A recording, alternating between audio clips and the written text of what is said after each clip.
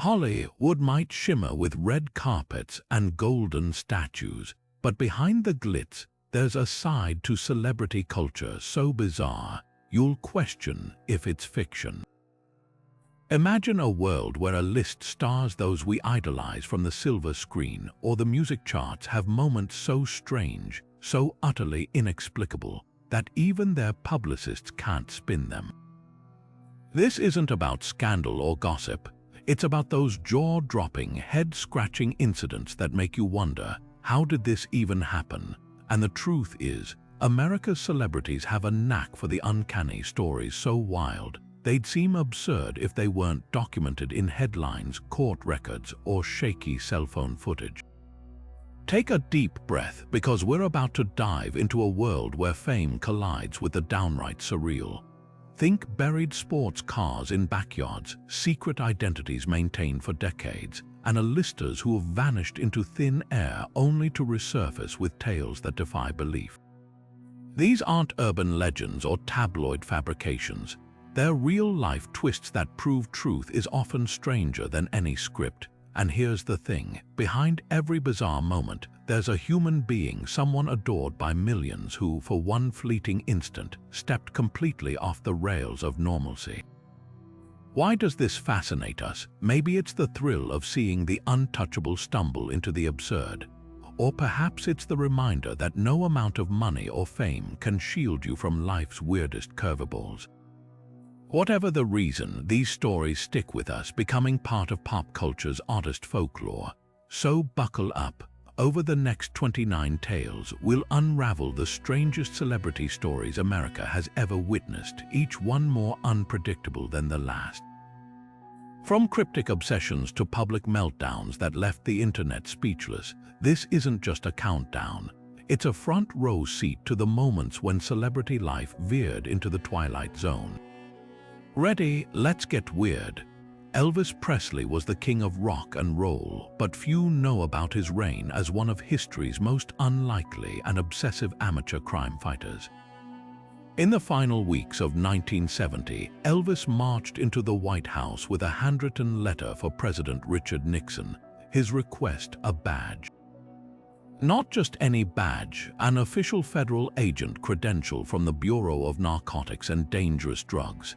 The letter, dripping with patriotic fervor, declared his hatred for the drug culture infiltrating America's youth and his desire to help rid our country of this scourge. What followed was one of the strangest meetings in presidential history.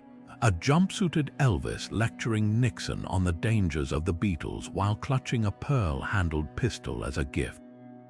But this wasn't just a celebrity whim. Elvis had spent years immersing himself in law enforcement fantasies. He carried multiple police badges from various departments, often flashing them to confused officers during late-night traffic stops. His Memphis mansion, Graceland, was practically a shrine to cop gadgets. He owned a closet full of uniforms, handcuffs, and even a fully functioning police siren he'd flip on during midnight drives. And his ambitions went beyond collecting memorabilia. At the height of his fame, he tried going undercover to infiltrate the Black Panthers, convinced he could expose their activities.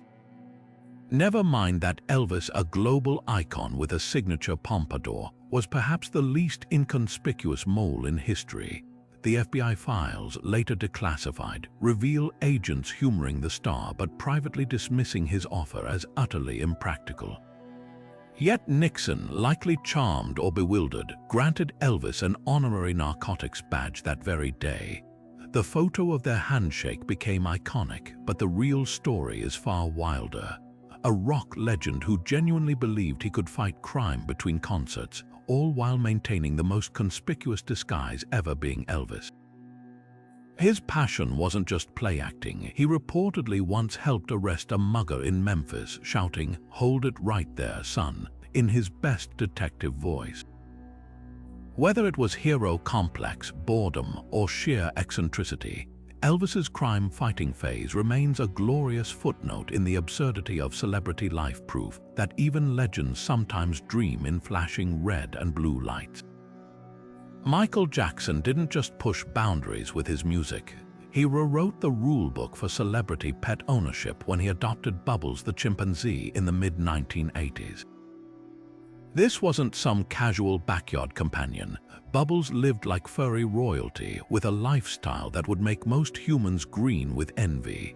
Picture a chimp in custom-made designer outfits, dining at the Neverland Ranch table, and even having his own porcelain dolls modeled after him. Jackson didn't just treat Bubbles as a pet, he introduced him as part of the family, famously posing with him for interviews and photo shoots like a proud father. The extravagance didn't stop at material perks. Bubbles had his own tutors teaching him sign language and even bizarrely attempts at toilet training. Jackson, ever the perfectionist, reportedly wanted the chimp to mirror human etiquette, going so far as to include him in rehearsals for the Bad World Tour. That's right, for a brief, surreal moment, Bubbles was practically a backup dancer, mimicking Jackson's moves alongside professional performers. The image of the king of pop and his chimpanzee moonwalking together sounds like a deleted scene from a Hollywood satire, but it was very, very real. Of course, life in the spotlight wasn't sustainable for a growing chimp. As Bubbles reached adolescence, his behavior shifted from playful to unpredictable, culminating in an incident where he reportedly attacked a Neverland staff member. The writing was on the wall: primates and penthouse suites don't mix. Jackson made the difficult decision to retire Bubbles to an animal sanctuary in the early 1990s, where he could live among his own kind. But even in retirement, Bubbles remained a pop culture icon, his name synonymous with the excesses and eccentricities of fame. What makes this story so fascinating isn't just the absurdity of it all, but the glimpse into Jackson's psyche. Here was a man who, despite global adoration, often seemed more comfortable in the company of animals and children than with peers. Bubbles wasn't just a pet, he was a reflection of Jackson's longing for innocence, his defiance of convention, and the surreal bubble, no pun intended, that extreme fame can create. And while the chimp's later years were far from the glitz of Neverland, his legacy endures as one of the strangest, most heartfelt chapters in celebrity history. A chimpanzee in a sequined jacket only in America. Marlon Brando was no stranger to eccentricity, but nothing could have prepared the world for his 1979 interview with a self-proclaimed psychic parrot. The legendary actor, known for his intense method acting and unpredictable behavior, sat down with a reporter and promptly insisted the real interviewee wasn't him, but his feathered companion, a vibrant green parrot named Charlie. Brando, with complete seriousness, positioned the bird on his shoulder and declared that Charlie possessed supernatural abilities, including the power to communicate profound truths about life, the universe, and even Hollywood itself. The baffled journalist, unsure whether this was a prank or a genuine moment of madness, played along as Brando began translating the parrot's supposed wisdom with theatrical gravitas.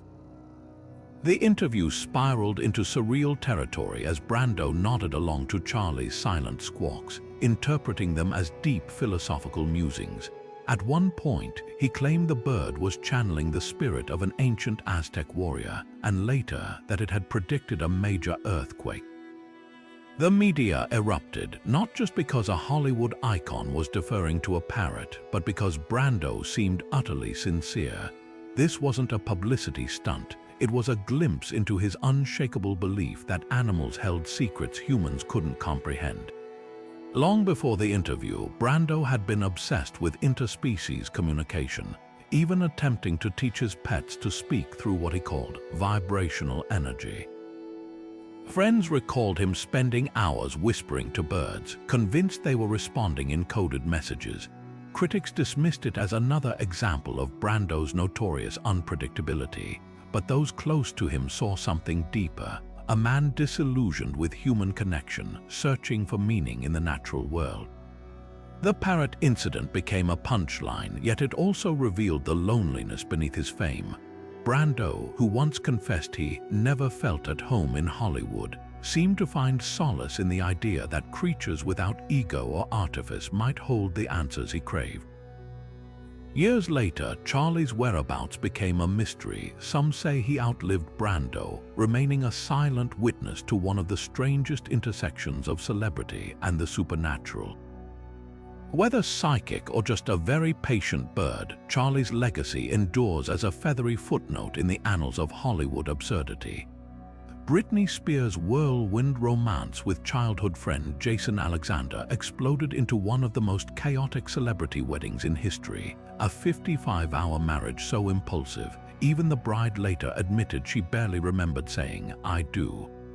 In the early hours of January 3, 2004, after a night of partying in Las Vegas, the pop princess and Alexander drunkenly stumbled into the little white wedding chapel, exchanging vows in a ceremony that felt more like a sketch comedy bit than a lifelong commitment.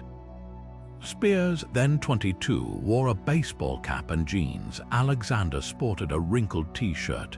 The officiant later recalled the couple giggling through the entire ceremony, with Britney at one point quipping, "This is so stupid."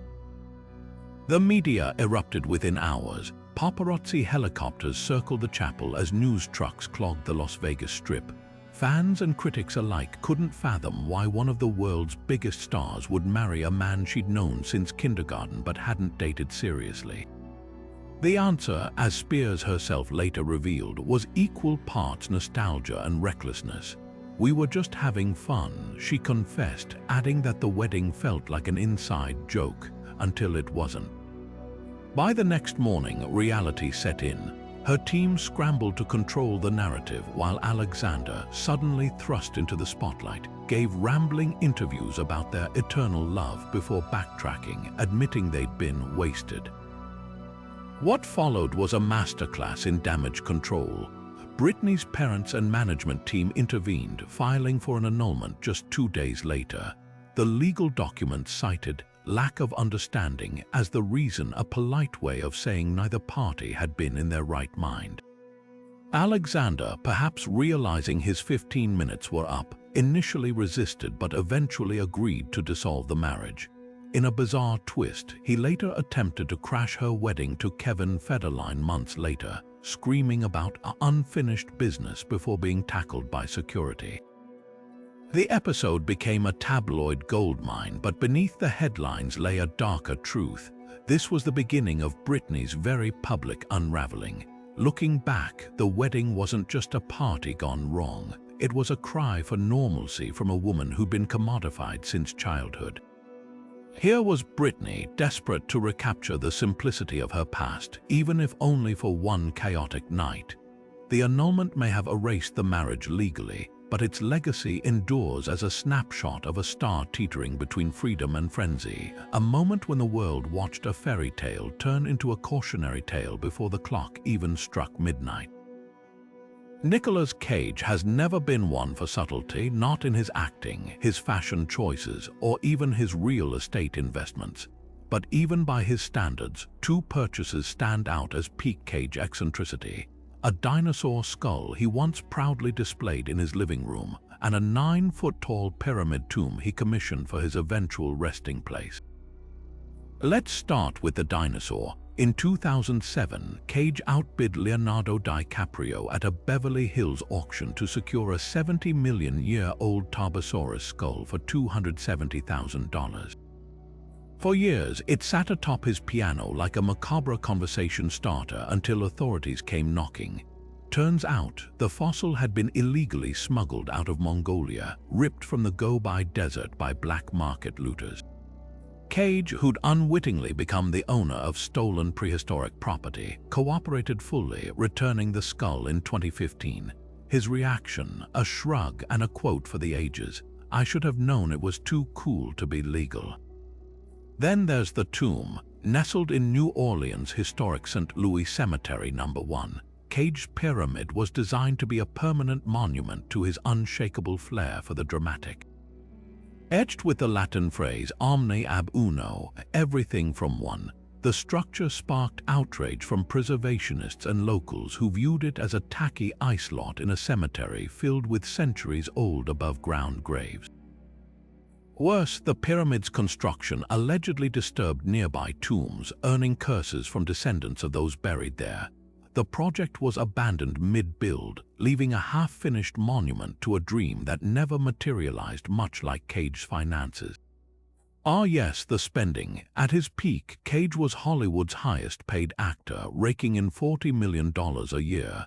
But his appetite for the bizarre drained his fortune faster than you can say national treasure.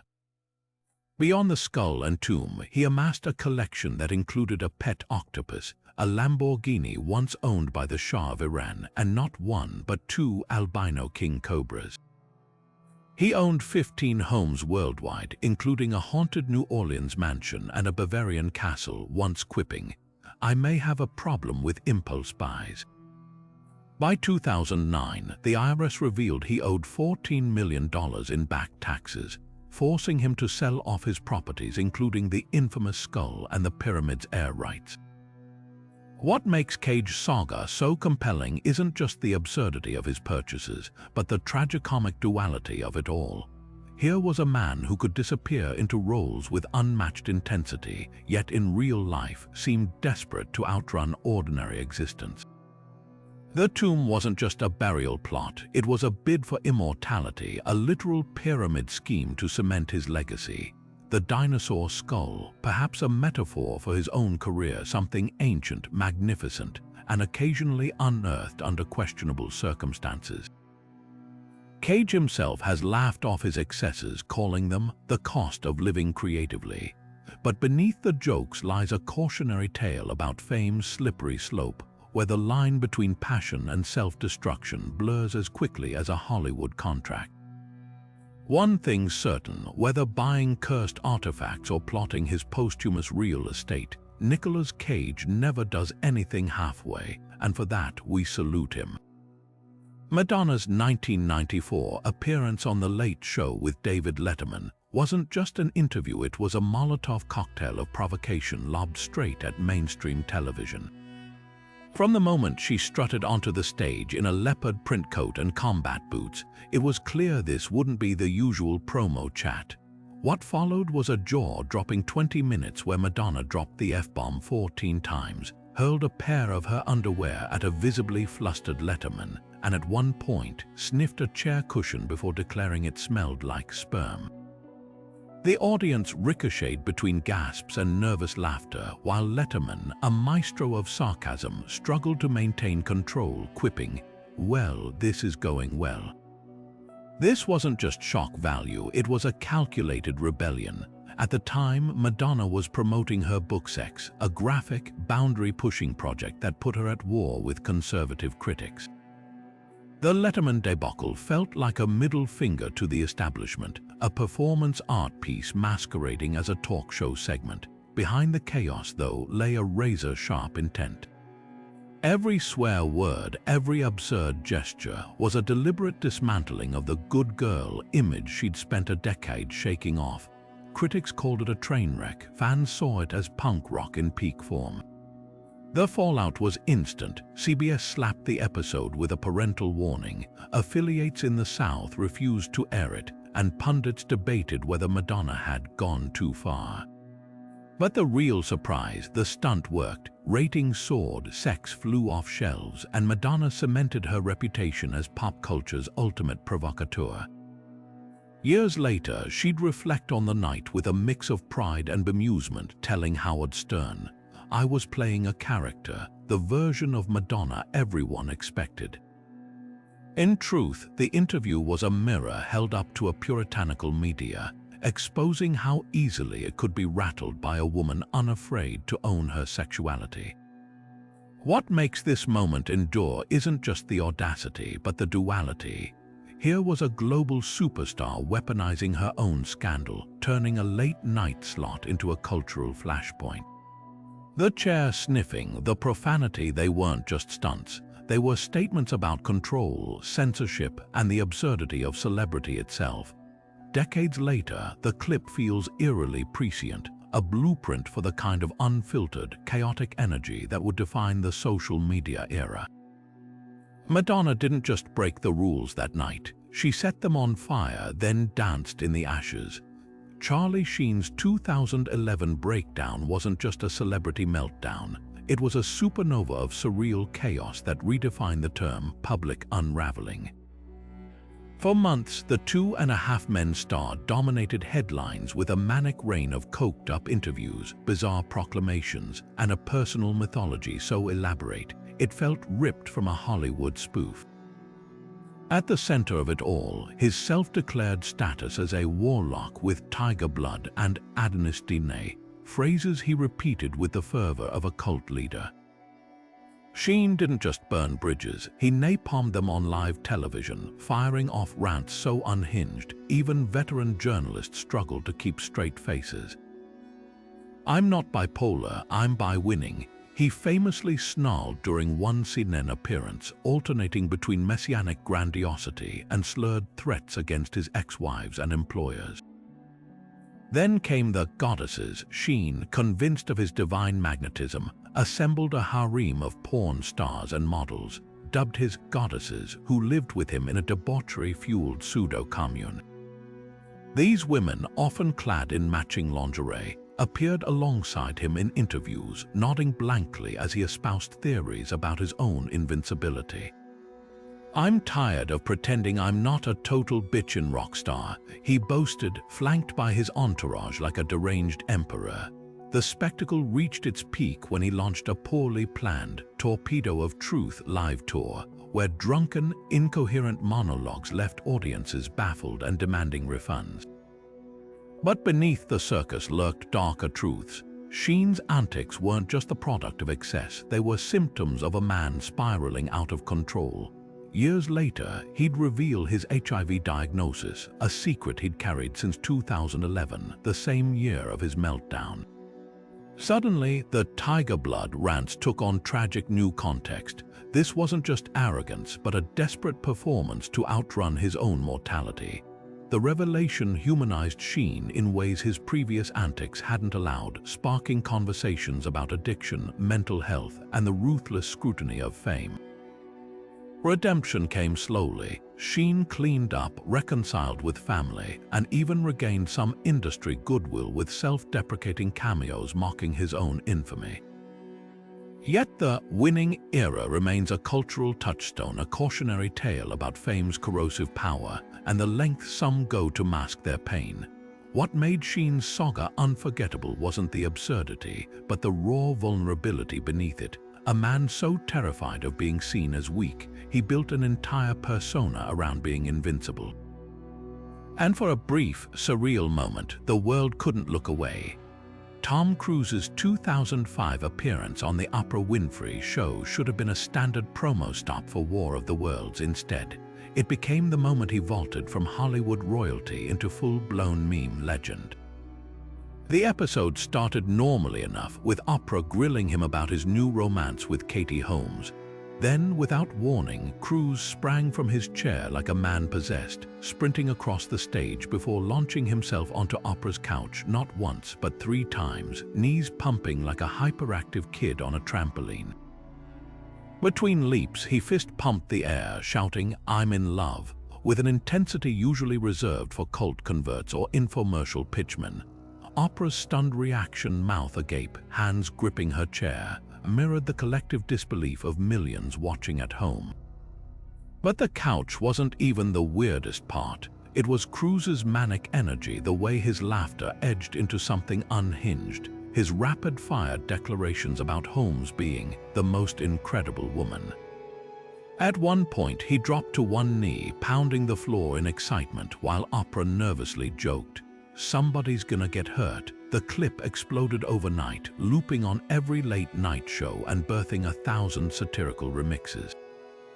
Critics dubbed it the Tom Cruise freakout, a jarring departure from the cool, controlled star audiences knew. And yet, the more people dissected it, the more questions arose. Was this raw, unfiltered love, or something darker? Rumors swirled that Cruise's behavior wasn't just romantic euphoria but reflected Scientology's influence. Holmes, fresh off Dawson's Creek, had begun studying the religion shortly before dating Cruise, leading to whispers of orchestrated recruitment. The church's alleged control over celebrity relationships became tabloid fodder. especially after Cruise's infamous rant against psychiatry, a Scientology no on today just weeks later. The couch jumping, some speculated, was a calculated stunt to showcase his total commitment to Scientology values: love without restraint, life without psychiatric poisons. Others saw it as pure, unvarnished Tom, a man who'd always been intense, now cranked to 11 by newfound love and a zealot's fervor. The fallout was immediate and lasting. Cruise's public approval ratings plummeted, with South Park mocking him as a jumped-up little monkey and Family Guy parodying the incident relentlessly. The memes overshadowed his work for years, reducing an Oscar-nominated actor to a punchline. Holmes, meanwhile, became a sympathetic figure, a narrative that deepened when she filed for divorce in 2012, reportedly fleeing with their daughter to escape Scientology's grip. Looking back, the couch incident wasn't just a bizarre TV moment, it was a tipping point. Cruise's career eventually rebounded, but the spectacle endured as a cautionary tale about fame's fine line between passion and pathology. One thing's certain, no one ever looked at a talk show couch the same way again. Whitney Houston's 2002 interview with Diane Sawyer should have been a triumphant moment, a chance for The Voice to set the record straight amid swirling rumors of her drug use. Instead, it became a haunting snapshot of a superstar in freefall, her denials crumbling under the weight of her own slurred words and darting eyes. The most infamous soundbite, "Crack is whack," delivered with a shaky finger wag, was meant to shut down speculation. Instead, it echoed as a tragic punchline, a phrase so detached from reality that it seemed to underscore the very problem she was trying to dismiss. What made the interview so unsettling wasn't just Houston's demeanor, it was the dissonance between her words and her presence. She insisted she never used crack, calling it the devil's dick, while her speech dragged, her pupils dilated, and her fingers fidgeted with her earrings like a metronome of nerves. Sawyer, ever the professional, pressed gently but persistently, asking if Houston had ever used drugs too much. The singer's reply, "Oh, no," dripped with a performative innocence that rang hollow. The audience didn't need a confession, her body language was testimony enough. Behind the sound bites lay a darker truth. Houston was already deep in the grip of addiction, her marriage to Bobby Brown a chaotic spiral of enabling and codependency. Friends later revealed she'd often arrived to recording sessions hours late, if at all, her once pristine voice frayed by substances. The interview wasn't just a PR misstep, it was a cry for help disguised as defiance, a moment when Houston, the global icon, seemed to be pleading with the world to see her as anything but a victim. The tragedy, of course, is how prescient Sawyer's questions now seem. "The biggest devil is me," Houston admitted at one point, a line that would later feel like a eulogy. 10 years after that interview, she was found lifeless in a Beverly Hills hotel bathtub, cocaine and heart disease listed as contributing factors. The "crack is whack" clip lives on in infamy, but its real legacy isn't as a meme, it's as a stark reminder of how fame can isolate even the most luminous stars, leaving them to battle their demons in the harsh glare of the spotlight. Houston's voice may have defined an era, but that interview revealed the cost of keeping up the performance when the curtain had already fallen. Gary Busey's career could have been just another Hollywood footnote, a talented character actor known for intense roles and maybe the occasional indie darling. Then came the motorcycle crash of 1988, a near-death experience so brutal, it didn't just fracture his skull, it seemingly rewired his personality into something the world had never seen. Doctors called it a traumatic brain injury. Audiences would later call it the birth of the unfiltered, surreal, and often unsettling Busey-verse. The accident itself was horrifying enough to kill most people. Riding helmetless down a California canyon road, Busey lost control and slammed headfirst into a curb, splitting his skull wide open. Surgeons later described the damage as catastrophic, with fragments of his skull pressing into his brain. He flatlined twice on the operating table, and when he finally woke from a month-long coma, the man who emerged bore little resemblance to the actor friends remembered. Gone was the disciplined method performer. In his place stood a figure who spoke in cryptic non-sequiturs, laughed at invisible stimuli, and seemed utterly liberated from social norms. What followed was a decades-long descent into public eccentricity so bizarre, it blurred the line between neurological side effect and performance art. Busey began licking people's faces during interviews, claiming he could taste their soul. He showed up to award ceremonies dressed as a pirate or a cowboy, delivering speeches that veered from spiritual rants to nonsensical word salads. At one event, he presented an award while holding a rubber chicken, staring blankly into the crowd before whispering, "The moon is a liar." Even by Hollywood standards, this wasn't just odd, it was unnerving. Medical experts later theorized the crash damaged his frontal lobe, the brain region responsible for impulse control and social filters. But Busey himself embraced his new identity with eerie zeal, calling the accident a spiritual awakening that unlocked his true self. He published bizarre self-help books, starred in surreal reality shows, and once, during a televised poker tournament, attempted to bet his teeth. The more the public gawked, the more he leaned into the chaos, as if the crash hadn't just broken his skull, but shattered his awareness of how others perceived him. Yet beneath the spectacle lay a tragedy few acknowledged. Friends confessed they missed the old Busey, the one who'd earned an Oscar nomination for the Buddy Holly story, who could disappear into roles with terrifying authenticity. The post-crash version, a walking cautionary tale about fame's fragility and the brain's mysterious power to reshape identity. His antics became tabloid fodder, but the real story was far darker. A man trapped between his former brilliance and a psyche that no longer recognized boundaries. The world may remember Busey as the unhinged uncle of celebrity culture, but that reduction misses the point. His transformation wasn't just about odd behavior. It was a living experiment in how trauma can erase the line between persona and person. And in a town built on personas, perhaps no one unsettled Holly would more than the guy who'd stopped pretending altogether. Amanda Bynes was the golden girl of early 2000s Nickelodeon, a comedic prodigy with a megawatt smile who charmed audiences in The Amanda Show and She's the Man. But by 2013, her public image had veered into territory so surreal, even seasoned tabloid journalists struggled to make sense of it. It began with Twitter. Once a platform for light-hearted updates, Bynes' account suddenly became a fever dream of erratic pronouncements.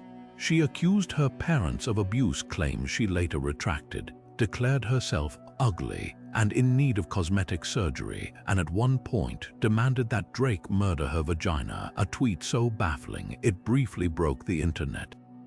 Followers oscillated between concern and morbid fascination as her posts grew increasingly unhinged, like watching a car crash in real time, 140 characters at a time. Then came the wigs. In a now infamous incident, Bynes was photographed standing barefoot in a Southern California driveway, calmly setting a long blonde wig on fire while smoking a cigarette.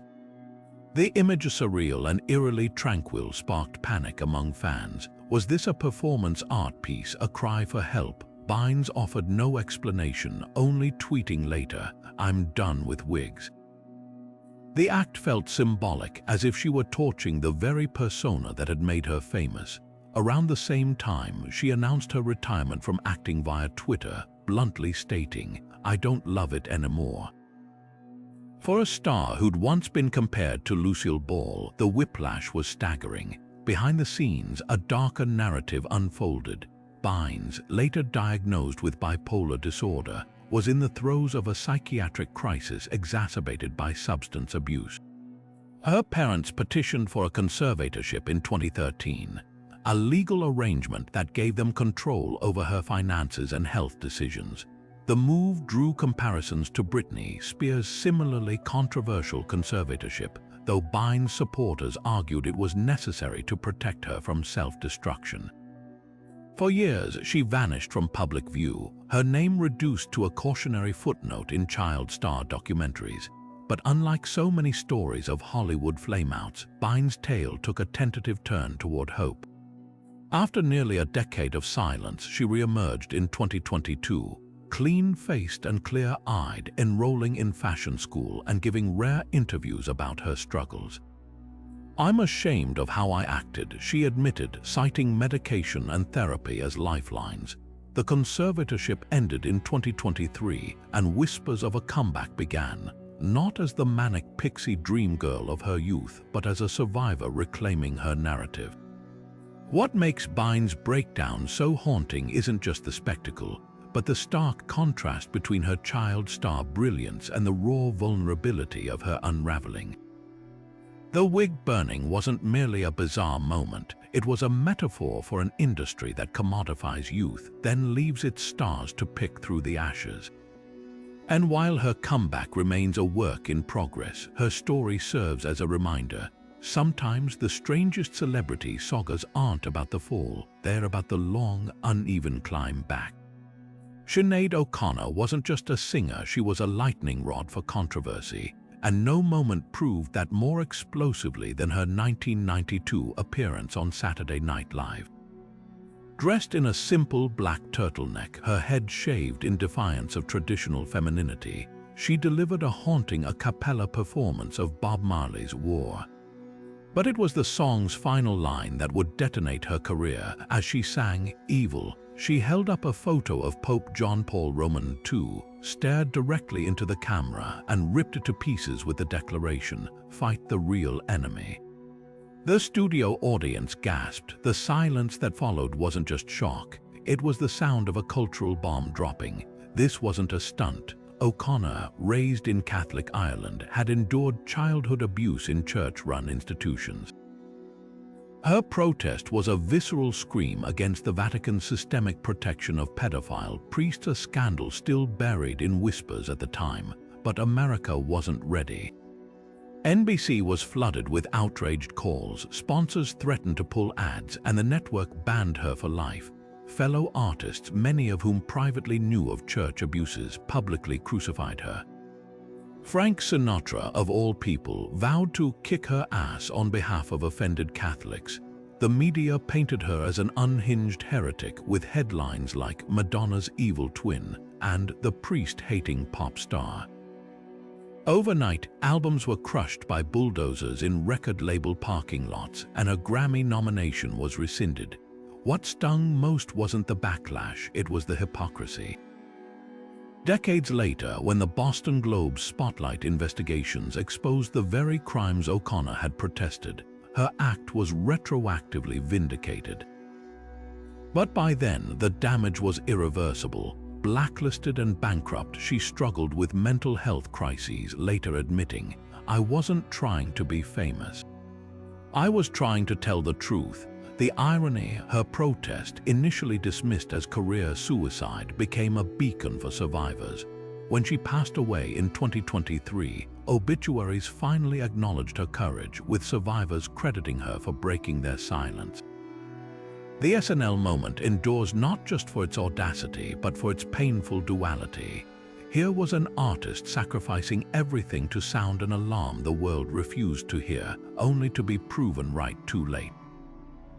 That torn photo wasn't just a symbol of defiance, it was a mirror held up to a society that punishes truth-tellers until history forces them to apologize. And in the end, O'Connor's greatest tragedy wasn't the backlash, but the fact that her scream in the dark had been the right one all along. Kanye West's 30-second outburst during the 2005 Hurricane Katrina telethon wasn't just a slip of the tongue. It was a cultural detonation that reshaped his public identity forever. Standing beside a visibly uncomfortable Mike Myers, Kanye deviated from the scripted prompts, his voice trembling with anger as he declared, "George Bush doesn't care about black people." The moment was electric, the kind of unfiltered honesty that either gets you cancelled or canonized. For Kanye, it did both. NBC's control room scrambled to cut his mic, but it was too late. The phrase became a rallying cry, a blunt indictment of systemic neglect that mainstream media had tiptoed around. What made the moment so explosive wasn't just the accusation, it was the context. Katrina had exposed America's racial fault lines in horrifying detail.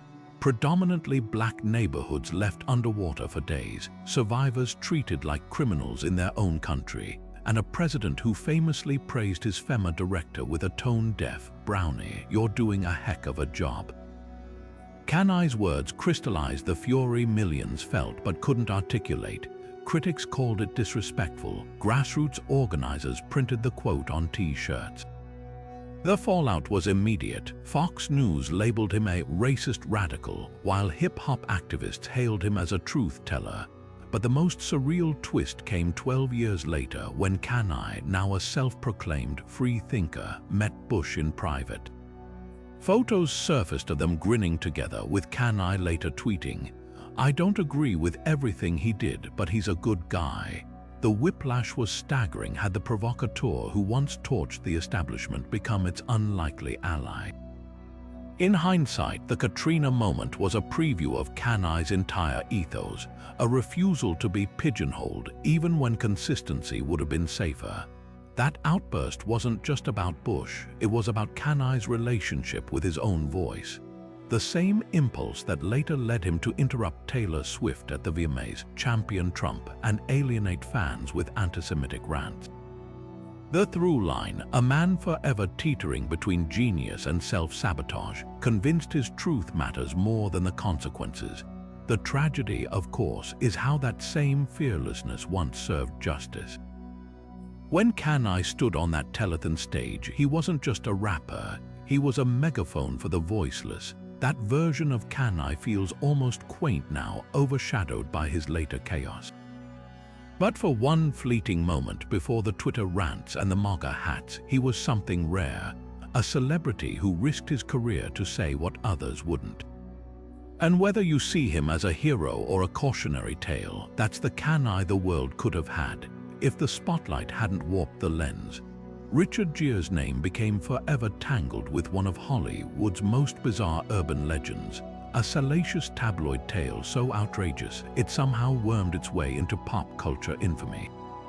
The story, which began circulating in the mid-1990s, alleged that the Pretty Woman star had rushed to the emergency room with a live gerbil lodged in his rectum, reportedly inserted during a kinky sex act gone wrong. Never mind that the claim lacked a single credible source, medical record, or eyewitness. It spread like wildfire, whispered in locker rooms, printed in sleazy magazines, and eventually ricocheting across early internet forums. For years, the rumor dogged Gere, becoming shorthand for celebrity scandal in an era before social media could debunk lies with a click.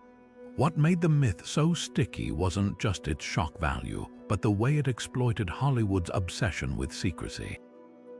Gere, a private man who rarely engaged with gossip, became the perfect target. His roles often oozed sexuality, think American Gigolo's suave escort, and his high-profile romances with supermodels like Cindy Crawford fueled a narrative of him as a libertine. The gerbil story tapped into puritanical fears about fame's excesses, painting A-listers as so decadent, even their perversions defied nature. Comedians ran with it, shock jocks like Howard Stern gleefully amplified it. By the time Gere bothered to address it in interviews, shrugging it off as utterly ridiculous, the damage was done. The myth had metastasized beyond denial. But here's the twist, the rumor wasn't even original. Variations of the rodent ER story had been floating around for decades, previously attached to other celebrities and even fictional characters. Folklorists trace its roots to military barracks humor and homophobic urban legends from the 1970s, where it served as a grotesque metaphor for deviant sexuality. Gere's version likely gained traction because of his advocacy for Tibetan causes. Conservative outlets painted him as a hippie weirdo, making the absurd tale slightly more plausible to bigoted audiences. The irony, Gere's actual life was comparatively tame.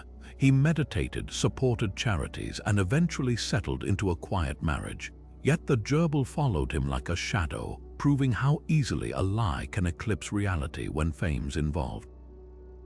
The legend's staying power reveals a darker truth about celebrity culture. The public's appetite for humiliation often outweighs facts. In the pre-fact-checking 90s, tabloids operated with impunity, and stars had few tools to fight back. Gier's legal team threatened lawsuits, but the story had already escaped into the wild, mutating with each retelling. Years later, Snopes would debunk it, and even the original tabloids admitted they'd fabricated it for clicks. But the punchline lingered, a relic of an era when fame meant surrendering your dignity to the mob. Gier's response, ultimately, was a masterclass in grace under fire. Instead of crumbling, he leaned into the absurdity, once joking on Letterman that he'd upgraded to a hamster. His refusal to fuel the outrage gave the lie nowhere to go. Yet the episode remains a cautionary tale, not about celebrity, but about how quickly myth can replace truth when gossip wears a wink and a smirk. Because in Hollywood, the wildest stories aren't always the ones on screen. Sometimes they're the ones we whisper, knowing they're too strange not to share. Cher didn't just push boundaries, she slithered right through them in 1975 when she arrived at the Oscars draped in a sheer, sparkling Bob Mackie gown with a live python named Elvis coiled around her neck. This wasn't just a fashion statement, it was a middle finger to the stuffy Hollywood establishment. The crowd gasped as she strutted down the red carpet, the snake's tongue flicking near her cheek, its scales glinting under the flashbulbs. Reporters scrambled for adjectives, calling it everything from avant-garde to ridiculous, but Cher didn't care. "If I want to wear a snake, I'll wear a snake," she later scoffed. The outfit became instant legend, a symbol of her refusal to play by anyone's rules, especially when those rules were written by men in tuxedos who thought women should be seen and not heard. But if the snake dress was her rebellion in sequins, her 1979 concert meltdown was the raw, unfiltered Cher unleashed. Mid-performance in Las Vegas, she suddenly stopped singing mid-note, glaring into the crowd where a group of drunk hecklers were shouting obscenities.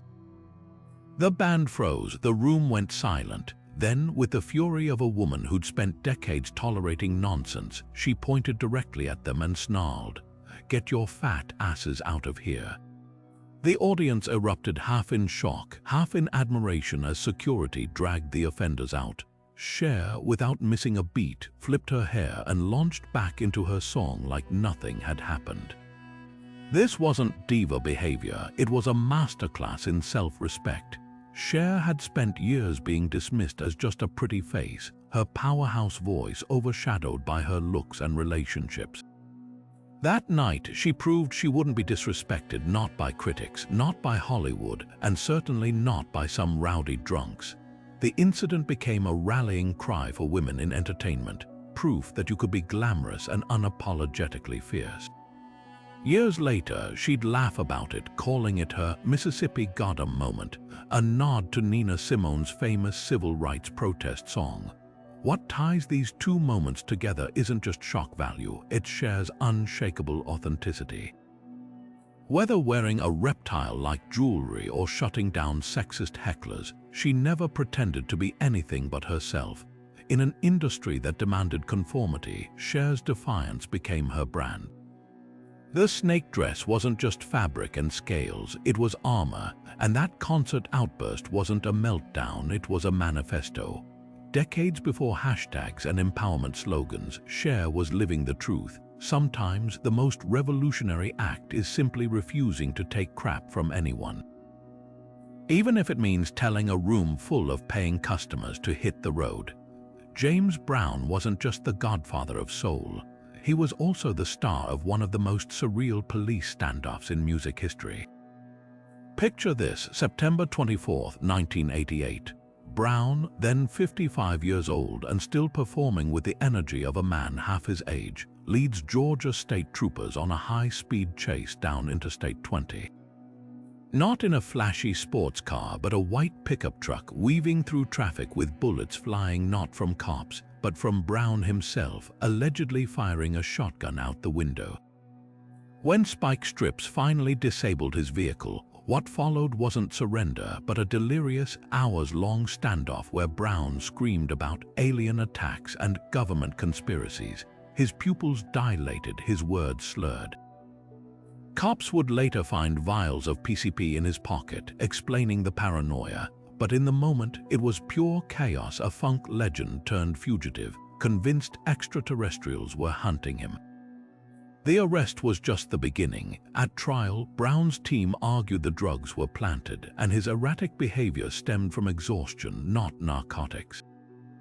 The jury didn't buy it. He was sentenced to 6 years for assault and weapons charges, though he'd serve only 15 months.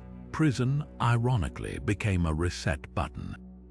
Behind bars, Brown sobered up, organized inmate bands, and even convinced the warden to let him perform for fellow prisoners. His release in 1991 wasn't just a comeback, it was a resurrection. Within months, he was back on stage, his signature splits and microphone twirls as sharp as ever, proving that even at 60, James Brown couldn't be contained. What makes this saga so compelling isn't just the spectacle, it's the duality. Here was a man who'd spent decades preaching black empowerment and self-discipline through songs like "Say It Loud, I'm Black and I'm Proud," yet succumbed to the very vices he'd warned against. The alien rants weren't just drug-fueled ravings, they echoed the paranoia of a star who'd spent 30 years in the spotlight, trusting no one, not even his own shadow. And the comeback, pure Brown. He didn't apologize or fade away, he roared back, turning prison into a plot twist, not an ending. Because for James Brown, the show wasn't over until he said it was. Even if he had to shout it through a cloud of PCP and shotgun smoke. Shia LaBeouf's 2014 "I Am Sorry" exhibit wasn't performance art. It was a raw, unfiltered confession booth disguised as a gallery installation. For 3 days at Los Angeles Cohen Gallery, visitors lined up to enter a dimly lit room where LaBeouf sat motionless at a small table, his face obscured by a brown paper bag scrawled with the words, "I am not famous anymore." The rules were simple. You could approach him, say anything, even touch him, but he wouldn't respond. Instead, he'd occasionally lift the bag to reveal tears streaming down his face, a silent breakdown on public display. Some attendees whispered apologies, others laughed nervously. One person reportedly placed a whip on the table, a cruel nod to his Indiana Jones role. The piece was polarizing, mocked as pretentious self-indulgence by critics, yet hailed as brutally honest by those who saw it as a mirror to his unraveling. This wasn't just a stunt, it was the climax of LaBeouf's self-destructive spiral. Months earlier, he'd been accused of plagiarizing a graphic novelist's work, a scandal he responded to by hiring a skywriter to apologize over Los Angeles, then tweeting, "I am sorry," over 100 times in 24 hours. The "I am sorry" exhibit felt like an extension of that public flagellation, a man weaponizing his own humiliation as art, but beneath the theatrics lay genuine pain. LaBeouf later admitted he was grappling with alcoholism, PTSD from childhood abuse, and the whiplash of fame, a child star turned action hero turned internet meme.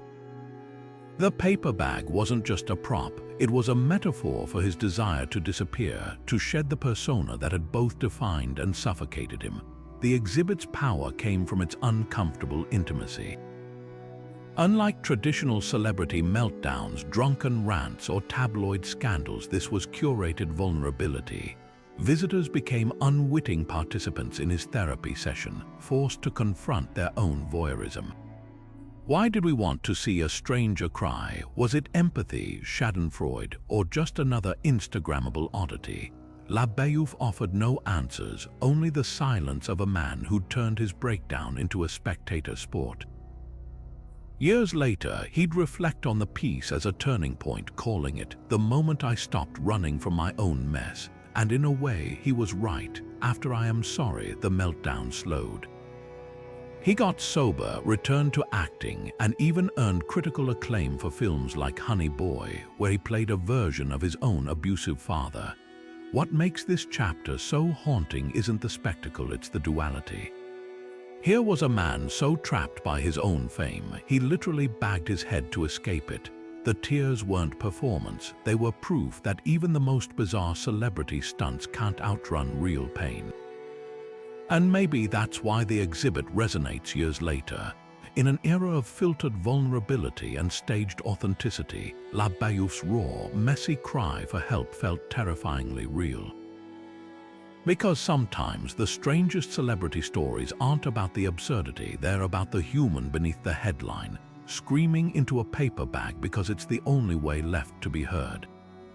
Roseanne Barr's rendition of the Star-Spangled Banner on July 25, 1990, wasn't just a bad performance, it was a 3-minute cultural car crash that reshaped her career forever.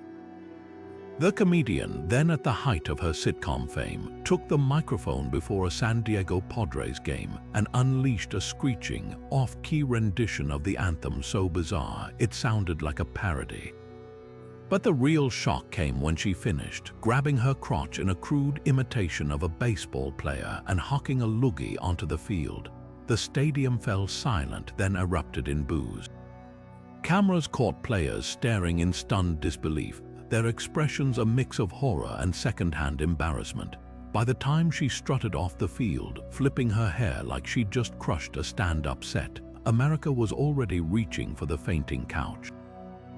The backlash was instant and merciless. Newspapers called it an insult to patriotism. Veterans groups demanded apologies, and President George H.W.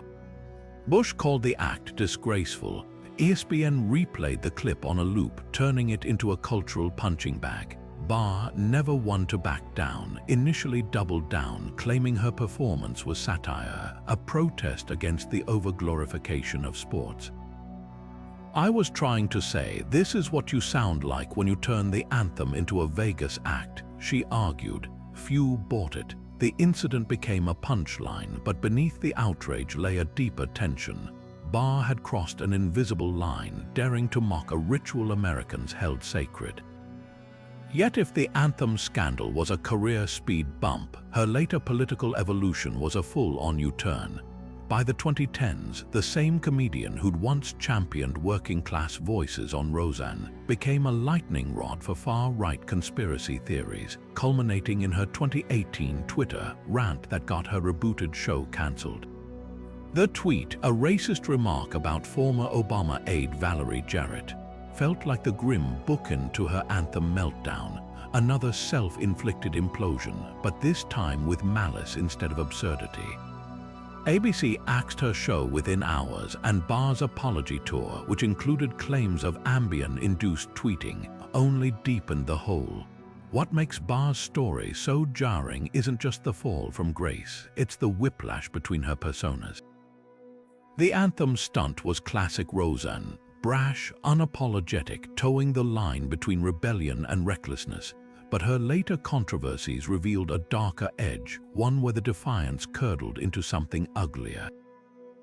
The spit on the field was gross, the bigotry was unforgivable, and in a bitter twist, the woman who'd built her brand on giving a voice to the ignored became a cautionary tale about what happens when the spotlight warps your compass. Her anthem screech endures as a surreal footnote in pop culture, but the real tragedy is how the rebel became the very thing she once mocked.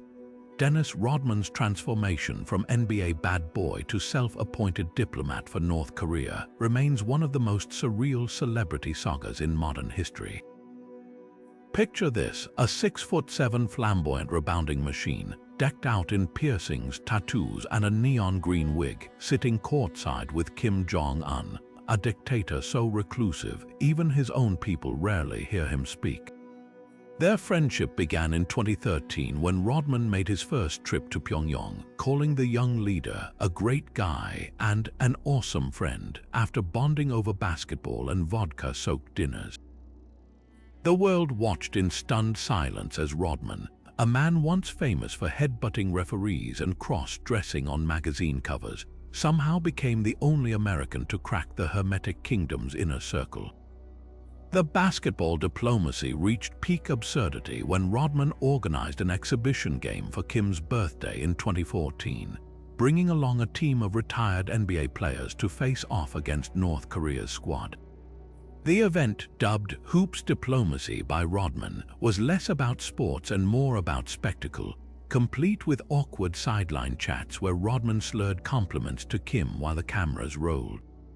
Between games, he gifted the dictator a custom basketball jersey and even led the crowd in a rendition of Happy Birthday, serenading a man whose regime was actively imprisoning political dissidents in labor camps. Critics slammed Rodman as a pawn in North Korean propaganda, but he shrugged it off, insisting his visits were about building bridges through sport. Never mind that his idea of bridge building involved downing Hennessy on live TV and sobbing during a CNN interview while defending his friend. Those vodka-fueled rants became a hallmark of Rodman's North Korea era. In one particularly unhinged segment, he shouted at CNN's Chris Cuomo, "I don't give a rat's ass what you think," before slurring praise for Kim's hospitable nature. The meltdowns raised questions about whether Rodman was a naive celebrity in over his head or a calculated distraction from the regime's atrocities. Either way, his antics gave Kim something priceless, a veneer of relatability. For a dictator who starved his own people, having an NBA legend call him a nice guy on global television was a propaganda coup. Rodman's bizarre role didn't end with basketball. During the Trump administration, he positioned himself as an unlikely intermediary between the U.S. and North Korea, boasting about his backchannel access. In 2018, he arrived in Singapore ahead of the Trump-Kim summit, waving a copy of The Art of the Deal and claiming he'd done a lot to ease tensions, a statement met with eye rolls from actual diplomats. The State Department quickly distanced itself, but Rodman's presence underscored a grim truth. In the era of celebrity politics, even nuclear brinkmanship wasn't immune to reality TV theatrics. What makes Rodman's North Korea escapade so fascinating isn't just the absurdity, it's the unresolved question of intent. Was he a well-meaning fool, desperate for relevance, or playing a role he didn't fully understand? His defenders argue he humanized a shadowy regime, however unintentionally. Detractors say he whitewashed a monster. Either way, Rodman's legacy extends far beyond the basketball court. He became a walking Rorschach test for celebrity diplomacy, a reminder that when fame and geopolitics collide, the results can be as bewildering as they are unforgettable. And in a world where leaders once communicated through backdoor cables, the image of Dennis Rodman singing "Happy Birthday" to a dictator might just be the defining weirdness of our times. Courtney Love's 1995 appearance on The Late Show with David Letterman wasn't just a bad interview, it was a slow-motion train wreck that blurred the line between performance art and public breakdown. Dressed in a rumpled baby doll dress and smudged makeup, she shuffled onto the stage like someone who'd just woken up mid-Napoleonic War reenactment. From the first slurred syllable, it was clear something was off. Letterman, usually a maestro of sarcastic banter, shifted uncomfortably as Love rambled about karmic sutras, French philosophers, and at one point the existential dread of tic-tacs. Then, without warning, she plucked the gum from her mouth and flicked it toward his desk, missing by miles. The audience tittered nervously while Letterman deadpanned, "Well, that's going in the Smithsonian." This wasn't just eccentric rock star behavior, it was chemical chaos in real time. Love later admitted she'd taken Ambien before the show, a sleep aid notorious for causing blackout episodes where users performed tasks with zero recollection. In her case, that meant treating national television like a late-night dorm room rant. The interview devolved into surreal territory as she accused Letterman of vibrating at a lower frequency and claimed she could taste the color of his aura. Meanwhile, the studio crew exchanged glances that screamed, "Do we cut to commercial?" But the carnage wasn't over. When Letterman asked about Hole's upcoming tour, Love mumbled something about astral plane bookkeeping before trailing off entirely. The tour, as it turned out, would be cancelled days later, less because of the interview and more because Love's substance abuse had reached a tipping point. The fallout was brutal. Tabloids branded her a train wreck, music critics dismissed her as a talentless junkie, and even grunge loyalists cringed at the spectacle. But beneath the mess lay a darker truth. Love was grieving. Her husband, Kurt Cobain, had died by suicide just a year earlier, leaving her a widow and single mother amidst the suffocating glare of fame. The Ambien incident wasn't just drugged-out antics, it was the unraveling of a woman who'd been pilloried by the press, exploited by the industry, and stripped raw by loss. In hindsight, the gum toss wasn't just rudeness. It was a subconscious middle finger to a world that kept demanding performances while offering no safety net. Love's redemption arc would take years, marked by rehab stints, comeback albums, and a pivot to acting that earned her Golden Globe nominations. But the Letterman debacle endures as a cultural artifact, a rare, unfiltered glimpse of celebrity self-destruction before social media turned breakdowns into content. Unlike today's curated chaos, there was no PR spin, no fan army defending her. Just Courtney, unvarnished and unraveling, reminding us that sometimes the strangest celebrity stories aren't about the absurdity, they're about the human cost of surviving it. Mel Gibson's 2006 DUI arrest should have been just another Hollywood scandal, a blip in the tabloids before the next celebrity misstep. Instead, it became a cultural flashpoint when police footage captured the Braveheart director launching into an anti-Semitic tirade, blaming the Jews for all the wars in the world while slurring through a breathalyzer test. The video, leaked to TMZ, wasn't just damning. It was a visceral unraveling of a star who'd built his brand on principled masculinity. Overnight, Gibson's carefully crafted image as the last old-school Hollywood tough guy shattered, replaced by the specter of a drunk, ranting bigot. The fallout was swift and brutal. Industry heavyweights who'd once championed him, including Jewish executives like Passion of the Christ producer Dean Devlin, publicly severed ties. Studios blacklisted him, agents dropped him, and for years, Gibson became synonymous with career suicide. But what made the incident so chilling wasn't just the racism, it was the eerie coherence beneath the slurred words. Unlike typical drunken ramblings, Gibson's rant echoed conspiracy theories straight from extremist fringe groups, suggesting this wasn't just liquor talking. Later reports revealed he'd allegedly made similar remarks in private for years, with former colleagues recalling off-color jokes and tirades brushed off as Mel being Mel. The arrest wasn't an anomaly, it was the mask slipping, yet Hollywood has a short memory when talent is involved. By the 2010s, Gibson began a cautious comeback, leveraging his directing chops to distance himself from the persona. 2016's Hacksaw Ridge, a World War II biopic dripping with Gibson's signature gore and glory aesthetic, earned him an Oscar nomination, a stark reminder that in Tinseltown, art often outshines the artist.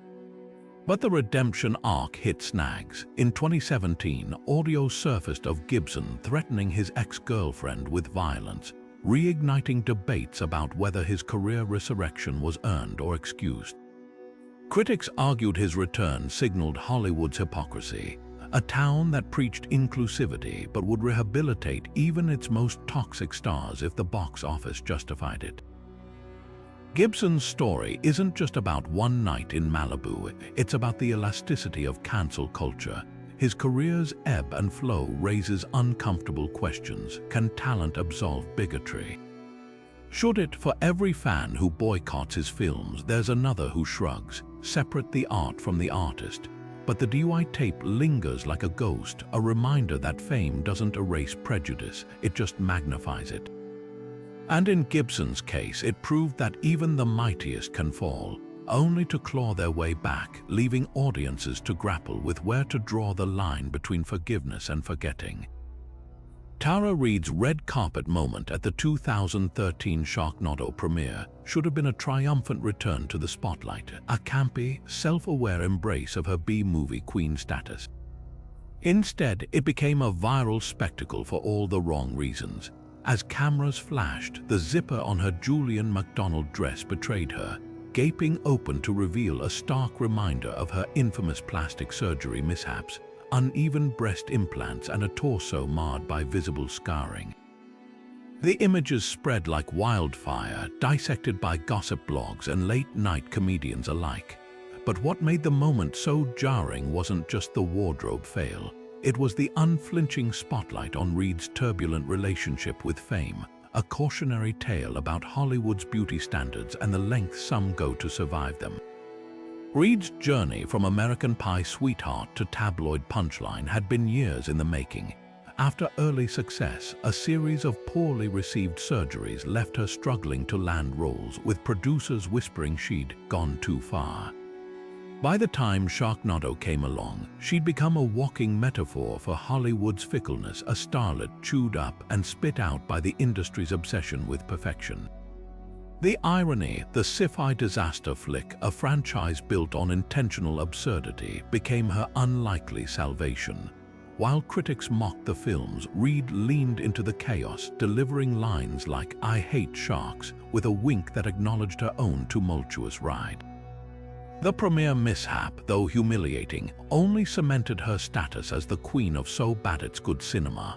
But beneath the memes lay a darker truth. Reid's surgeries weren't just vanity. They were a desperate bid to stay relevant in an industry that discards women over 30. In interviews, she confessed to feeling pressured to fix herself after early roles typecast her as the party girl. The botched procedures, she admitted, left her depressed and unemployable, a cautionary tale played out in paparazzi photos. Sharknado, for all its schlock, gave her back something priceless: agency. By owning her B-movie persona, she turned her narrative from tragedy to triumph, proving that sometimes the only way to beat Hollywood is to laugh with it. The dress incident, then, wasn't just a wardrobe malfunction, it was a visceral symbol of Reid's resilience. While others might have retreated, she doubled down, showing up to subsequent premieres in even bolder outfits, daring the world to look.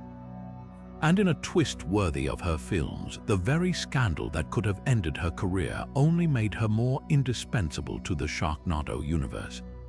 Because in a franchise about sharks falling from the sky, who better to weather the storm than a woman who'd already survived the feeding frenzy of fame? Bill Murray doesn't just exist in movies, he materializes in real life like a mischievous ghost, turning ordinary moments into surreal anecdotes whispered with reverence. Picture a random couple's wedding photos in Charleston, South Carolina. The bride adjusts her veil, the groom straightens his tie, and suddenly there's Bill, peering over their shoulders with a deadpan grin, holding a cocktail he definitely wasn't invited to drink. No explanation, no entourage, just Murray crashing the shot like a human photobomb before vanishing into the crowd, leaving the newlyweds to wonder if they'd hallucinated the whole thing. This isn't a one-off stunt, it's a lifestyle. Murray has made a second career out of appearing where he's least expected, bending reality with a wink and a shrug. Take the time he commandeered a karaoke bar in Stockholm, belting out "I Will Survive" with a group of bewildered tourists before buying the entire room tequila shots. Or the infamous stories of him tending bar at Austin's SXSW Festival, mixing margaritas for starstruck patrons who couldn't decide whether to ask for an autograph or a lime wedge. His only rule: no selfies. Murray's antics aren't just about the chaos, they're performance art with a twist. The audience never knows they're part of the act until it's too late. Then there's the legend of the whispered phrase. Countless strangers have reported Murray leaning in close after an odd encounter. Maybe he's stolen a fry off their plate at a diner or serenaded their dog with puppy love, only to murmur, "No one will believe you," before sauntering away. It's become his signature, a meta joke about the sheer improbability of his existence. The genius of it: he's right. Try explaining to your friends that Bill Murray recited Shakespeare to you while waiting for a traffic light, and you'll sound like you've lost your grip on reality. What makes Murray's escapades so enduring isn't just their randomness, it's the philosophy beneath them. In an era of staged celebrity encounters and manicured social media personas, he's a relic of pre-digital spontaneity. There's no PR team orchestrating these moments, no viral agenda. Just a man who treats life like an improv scene where the world is his audience and the fourth wall doesn't exist. His antics are a rebellion against fame's cage, a reminder that magic can still happen when you least expect it, and maybe that's the point. In a world desperate for authenticity, Bill Murray's greatest role is playing himself, or at least the version of himself that keeps us all guessing. Winona Ryder's career was soaring in the late 90s until a single night in December 2001 derailed everything. The actress, then at the peak of her indie darling status, walked into a Saks Fifth Avenue in Beverly Hills and walked out with over $5,000 worth of designer clothing stuffed into a bag. Security footage captured her snipping sensor tags with scissors, an act so brazen it stunned even seasoned retail investigators. But the real shock came during the trial when Ryder's legal team floated an explanation so surreal, it sounded ripped from a Hollywood script. She wasn't stealing, they claimed, she was researching a role. The role in question, a struggling shoplifter in an upcoming indie film that, unsurprisingly, never materialized. The courtroom drama only grew stranger from there. Prosecutors revealed Ryder had arrived at Saks with a prescribed cocktail of painkillers and antidepressants, suggesting her judgment was impaired. Witnesses testified she'd been muttering to herself, behaving erratically, even looking directly into security cameras while cutting tags. The defense countered by painting her as a fragile artist, overwhelmed by fame and the pressures of method acting. The jury wasn't convinced. Found guilty of grand theft and vandalism, Ryder was sentenced to 480 hours of community service, 3 years probation, and mandatory counseling. The tabloids feasted on the scandal, branding her Winona the Klepto and splashing mug shots across magazines. Almost overnight, the girl who charmed audiences in Heathers and Reality Bites became a cautionary tale. But Hollywood loves a comeback, and Ryder's redemption arc would take 15 years to unfold. After the trial, she retreated from the spotlight, taking small roles in indie films and quietly rebuilding her reputation. The whispers never fully faded until Stranger Things arrived in 2016. Cast as Joyce Byers, a frantic mother battling supernatural forces, Ryder didn't just return to the spotlight, she reclaimed it. Critics praised her raw, frenetic performance, and suddenly, the shoplifting scandal wasn't the first thing people associated with her name. The irony. Joyce's character, a woman pushed to the edge by forces she couldn't control, felt oddly symbolic of Ryder's own journey. What makes this story so compelling isn't just the fall and rise, it's the way Ryder's scandal exposed the absurdity of celebrity justice.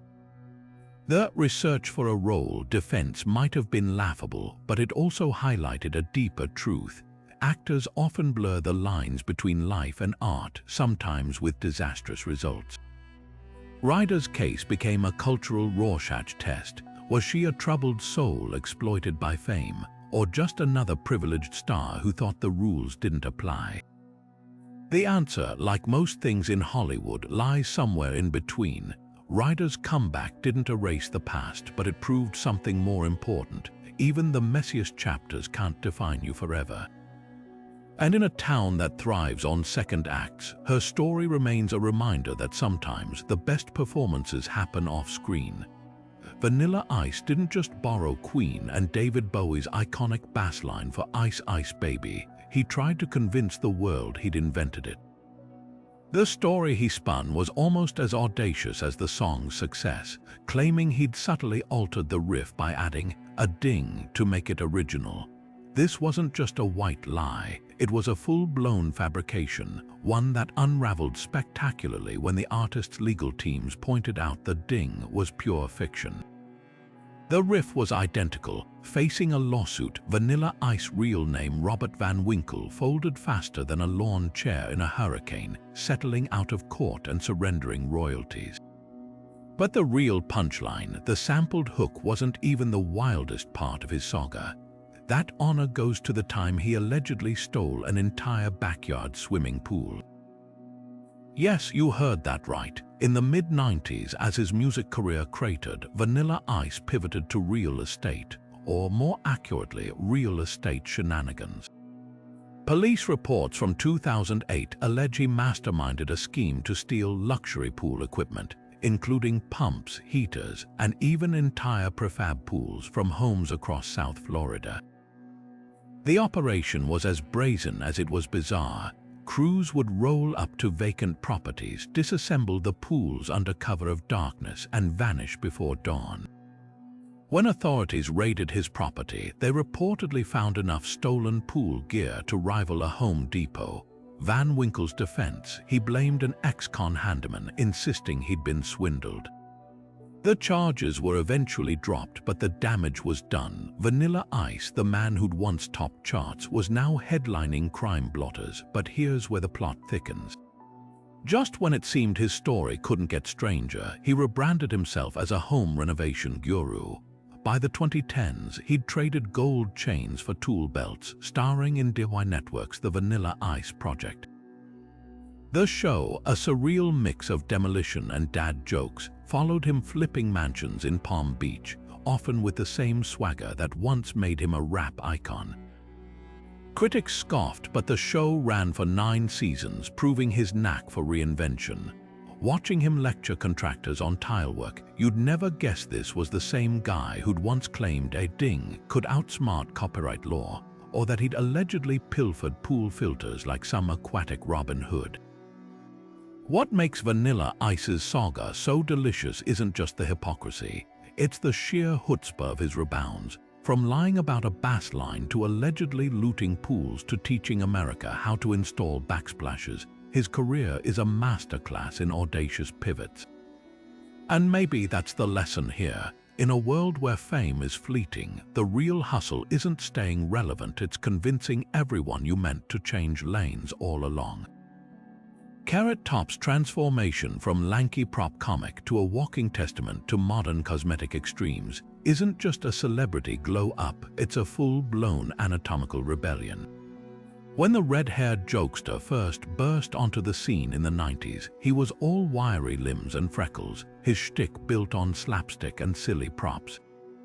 Fast forward to his Las Vegas residency in the 2010s, and audiences barely recognized him. His once narrow face had ballooned into a chiseled, almost cartoonish mask, his biceps straining against skin that gleamed a little too taut under the stage lights. The whispers started immediately: steroids, silicone implants, enough Botox to freeze a small village. But Carrot Top-born Scott Thompson had a different explanation. "I work out," he insisted in interviews, flexing biceps that looked like they'd been inflated with a bicycle pump. "People don't want to believe you can get this jacked naturally." The Vegas Strip became ground zero for his metamorphosis. Night after night, fans lined up to see his act, a mix of raunchy one-liners and elaborate prop comedy, but left buzzing about his appearance. Plastic surgeons weighed in anonymously, speculating about pec implants, jaw fillers, and tricep augmentation, procedures more commonly associated with action figures than stand-ups. Tabloids ran side-by-side photos of his 90s self versus his Vegas era under headlines like "From Carrot Top to Pumpkinhead." Yet Thompson doubled down, blaming his drastic change on good lighting and clean living, a claim that crumbled under scrutiny when old acquaintances came forward, recalling his admitted steroid use in the early 2000s. What made Carrot Top's denial so fascinating wasn't just the obvious dissonance between his face and his excuses, it was the cultural moment he embodied. Here was a comedian, a profession built on self-deprecation, refusing to acknowledge the elephant in the room, a body that looked like it had been assembled in a mad scientist's lab. His Vegas show leaned into the absurdity, with jokes about his own appearance that skirted the truth without ever confirming it. People ask if I'm real, he'd smirk onstage, flexing. "I'm as real as the hair on Donald Trump's head." The audience roared, but the subtext was clear. This was performance art meets denial as branding. Critics argued his transformation spoke to a darker side of showbiz, where the pressure to stay relevant drives stars to extremes. Others saw it as a savvy reinvention, a way to stay talked about in an era where attention spans are shorter than a Vine clip. Either way, Carrot Top's saga forces an uncomfortable question. In a world where looks are currency, how far is too far? His residency thrived, pulling in crowds eager to gawk as much as laugh, proving that in Vegas, even the most surreal makeovers can become just another act. And as for the man himself, he's still cracking jokes, still flexing under those spotlights, still insisting it's all natural. Whether anyone believes him is beside the point. The real punchline might be that in the end, the only person he ever had to convince was himself. Lindsay Lohan's 2017 reinvention wasn't just a career pivot, it was a full-blown identity crisis played out in real time. The actress, once Hollywood's golden girl, resurfaced that year with a baffling new accessory, a British accent thicker than a London fog. Interviewers blinked in confusion as she dropped RS and elongated vowels mid-sentence, sounding less like the Long Island native she was and more like a Dickens character who'd wandered onto a red carpet. When pressed, Lohan brushed it off as just how I talk now, insisting the accent developed naturally after living abroad. Never mind that a time in London amounted to a few months, not the years typically required to overwrite one's native dialect. The performance reached its peak during a Good Morning Britain appearance, where she veered between Mockney slang and her usual New York cadence, leaving hosts visibly struggling to keep straight faces. But the accent was merely the opening act for Lohan's strangest chapter yet. That same year, she announced plans to adopt Syrian and Ugandan children, a declaration made with such casual certainty, it sounded like she was ordering takeout. The statement ignited immediate backlash, with humanitarian groups pointing out the ethical minefield of celebrities treating war-torn nations as adoption catalogs. Lohan doubled down, posting Instagram videos from a Turkish refugee camp where she handed out toys while cameras rolled, a stunt critics likened to poverty tourism. The adoption never materialized, but the damage was done. The girl who'd charmed audiences in Mean Girls now seemed adrift, chasing relevance through increasingly erratic gestures. What made this era so unsettling wasn't just the absurdity, it was the context. Lohan's career had been a case study in Hollywood whiplash, child star at 11, tabloid trainwreck by 20, and by 30 a cautionary tale. Her 2007 arrests, rehab stints, and leaked phone calls with Paris Hilton had already cemented her as a 90s nostalgia punchline. But the accent and adoption saga felt different, less like youthful recklessness and more like the flailing of someone desperate to rewrite their narrative. Friends later revealed she'd been deeply affected by her father's public struggles with addiction and her own stint on Celebrity Big Brother UK, where producers allegedly egged on her British affectations for drama. The accent eventually faded, but the episode left scars. Industry insiders whispered about Lindsay's lost years, a period where potential gave way to parody. Yet in hindsight, there's something painfully human beneath the chaos. Lohan wasn't just adopting an accent, she was trying on identities, searching for one that might stick in a town that had already written her off. And the adoption debacle, perhaps less about narcissism than naivete, a star so accustomed to getting what she wanted, she forgot real lives were involved. Her slow crawl back to stability, sober, married, and recently starring in a Netflix Christmas rom-com, proves Hollywood loves a comeback, but those bizarre months in 2017 remain a stark reminder. Fame doesn't just burn out, sometimes it twists into something unrecognizable along the way. And for Lindsay Lohan, the strangest role she ever played might have been the version of herself she thought the world wanted to see: Johnny Depp's friendship with Hunter S. Thompson wasn't just a Hollywood odd couple pairing. It was a bond so deep, it ended with a $3 million firework funeral fit for a gonzo legend. When Thompson died by suicide in 2005, Depp, who'd played his alter ego in Fear and Loathing in Las Vegas, didn't settle for a quiet graveside service. No, he financed a spectacle even Thompson would have applauded: a custom-built cannon towering over the writer's Colorado compound, designed to blast his ashes into the night sky alongside a barrage of fireworks. The cannon itself was a work of art, a 50-foot-tall steel monolith adorned with a double-thumbed fist gripping a peyote button, Thompson's insignia. As hundreds of guests, including Jack Nicholson and Sean Penn, looked on, Depp triggered the launch, sending his friend's remains streaking across the stars to the tune of Norman Greenbaum's Spirit in the Sky. The ashes reportedly traveled nearly a mile before scattering over the nearby mountains, a finale so audacious it felt ripped from one of Thompson's own drug-fueled manuscripts. But the cannon was just the tip of Depp's financial iceberg. The actor, known for his lavish whims, allegedly spent more on Thompson's send-off than most people spend on their homes. He covered everything: the custom pyrotechnics, the fleet of buses to ferry guests to the remote site, even the open bar stocked with Thompson's favorite hedonistic fuels, Wild Turkey and Chivas Regal. Yet this wasn't just a rich man's vanity project. Depp had been Thompson's protege and confidant for years, bankrolling his eccentricities long before his death. He'd paid for the writer's medical bills, his groceries, even the replacement of a porch Thompson once blew up with dynamite for fun.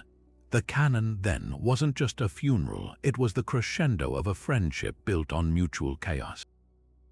The irony: this extravagant tribute arrived as Depp's own finances were crumbling under the weight of his spending habits. By 2017, lawsuits revealed he was burning through $2 million a month, his fortune drained by everything from a failed record label to a collection of 45 luxury cars. His legal battles with business managers painted a picture of a man who treated money like confetti, allegedly dropping $30,000 a month on wine and $18 million on a yacht he later sold to J.K. Rowling. The Thompson cannon, while heartfelt, became Exhibit A in the narrative of Depp as a man who'd rather go down in flames than live within means. What makes this story so compelling isn't just the excess, it's the duality. Depp's devotion to Thompson was genuine, a bond that transcended Hollywood cynicism. Yet the cannon also symbolized the same unchecked impulses that would later land him in court, battling allegations of financial mismanagement and personal turmoil. In the end, the firework farewell wasn't just a tribute to Thompson's legacy, it was a metaphor for Depp's own life: brilliant, explosive, and utterly unpredictable.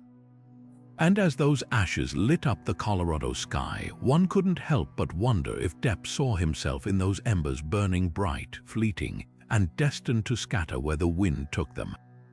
Miley Cyrus didn't just perform at the 2013 VMAs, she detonated a cultural atom bomb that left the world spluttering in its aftermath. Clad in a nude latex bikini, wielding a giant foam finger like a weapon of mass provocation, she twerked aggressively against a bewildered Robin Thicke during their performance of Blurred Lines, a song already drowning in its own controversy.